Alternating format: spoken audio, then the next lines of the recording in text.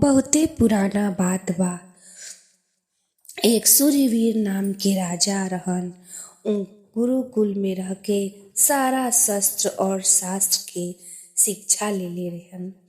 उ आपन बाबूजी के इकलौता बेटा रहन और बुढ़ापा में पैदा भई रहन। ऐसे उनकर बाबूजी चंद्रकांत गुरुजी के बेटा के साथ नरमी से पेश आवे के कहले रहन।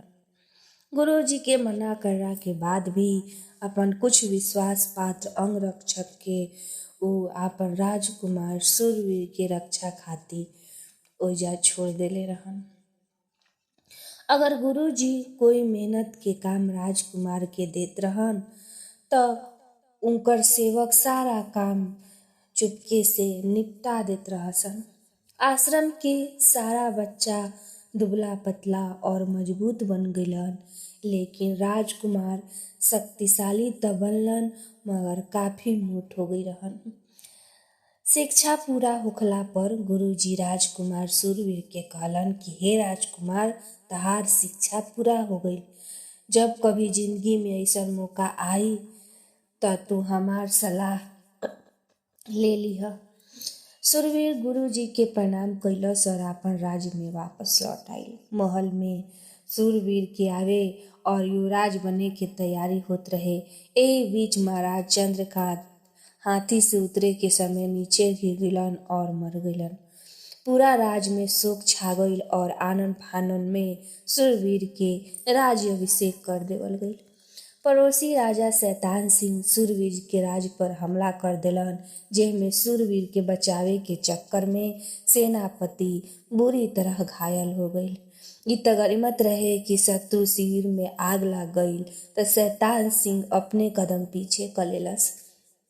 शूरवीर देखलस कि राजकुल की स्थिति अब खराब हो गई तो ओकरा कोई उपाय ना सूझत रहे। उ मंत्री और दरबारी से काफी राय विचार लेलस मगर कोई हल ना मिलल। गुप्तचर बतावत रहे कि प्रजा में काफी असंतोष बा, अगर समय रहते कदम ना उठावल गइल त विद्रोह की स्थिति बन जाई।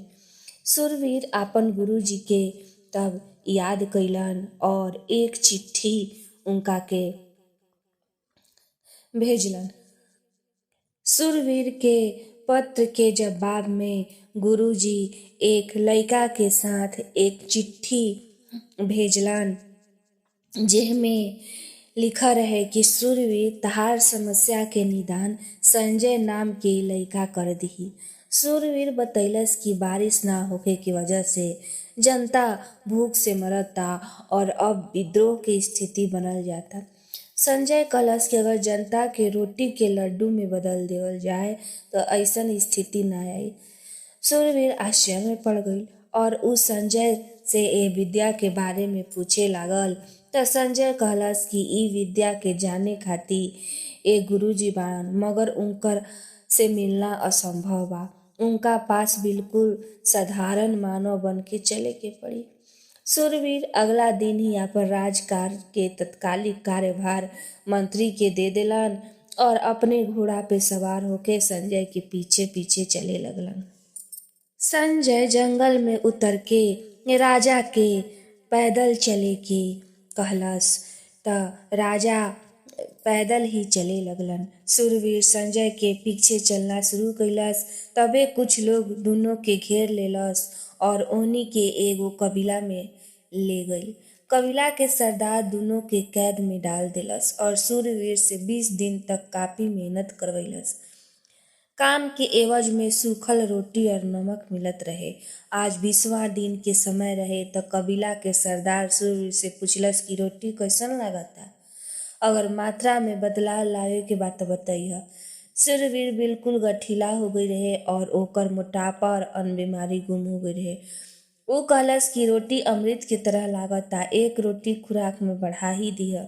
ई बात सुन के सरदार आपन चोला उतार फेंकलस और कहे लागल कि महाराज, रउरा के रोटी के लड्डू बनावे के तकनीक सिखावे खातिर राउर गुरुदेव हमरा के दायित्व देले रहन। शूरवीर अचंभित हो गई।